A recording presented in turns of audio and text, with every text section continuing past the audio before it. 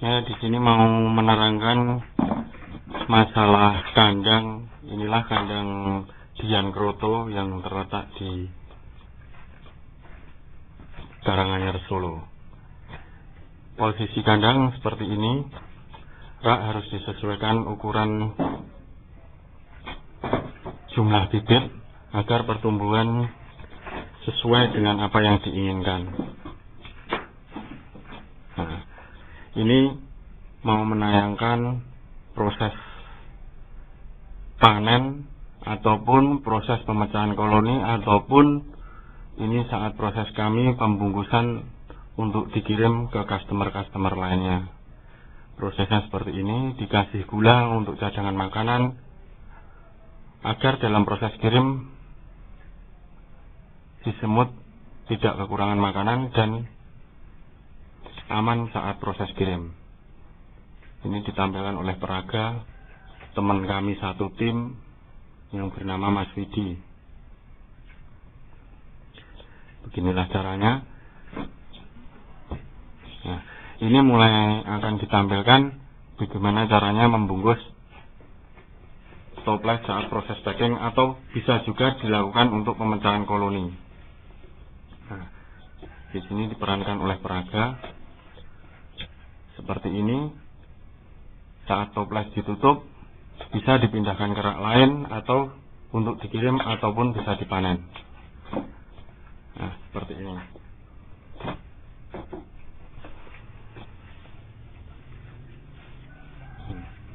Prosesnya cukup simpel. Saya yakin teman-teman bisa dalam meniru langkah-langkah ini. Ini kami harapkan berbagi kepada teman-teman semua agar peternak ataupun penjual bibit yang ingin berternak, atau bisa juga beternak sekalian juga menjual bibitnya dengan cara seperti ini.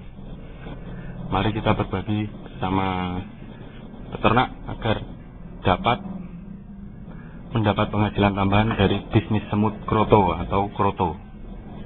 Nah,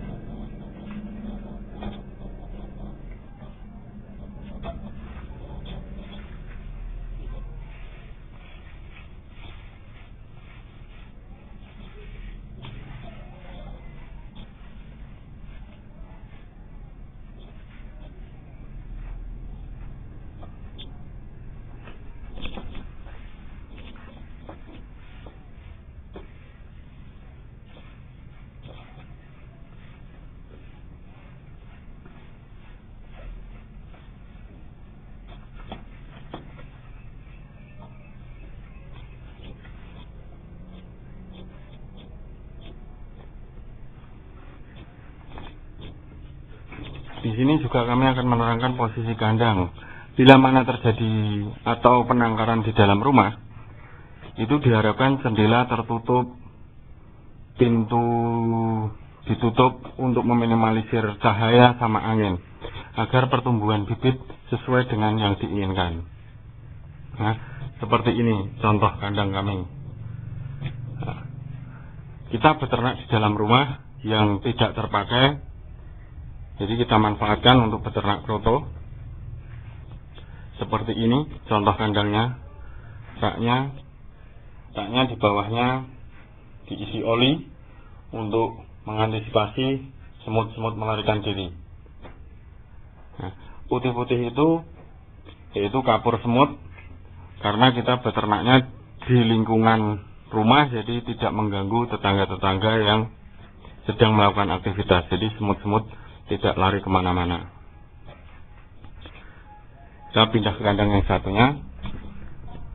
Nah, kandang satunya seperti ini, sama juga, masih tertutup semua. Jadi untuk meminimalisir cahaya sama angin, kita tutup semua. Seperti ini penangkaran kami. Jadi untuk meyakinkan teman-teman semua bahwa kita bisa ternak semut kroto di tempat yang sangat minimal. Kalau untuk belajar, biasanya teman-teman mulai dari sedikit dulu. Kalau sudah yakin bisa, silahkan mau beli dari bibit kroto ataupun cari dari alam juga bisa. Raknya posisinya seperti ini, dan saya harapkan posisi rak sama bibit sebanding, jadi pertumbuhannya bisa seperti yang diharapkan. Bila mana terjadi terlalu besar rak dan minimal bibit, akhirnya pertumbuhan tidak bisa seperti yang diinginkan, seperti contoh di kandang yang satu ini. Nah,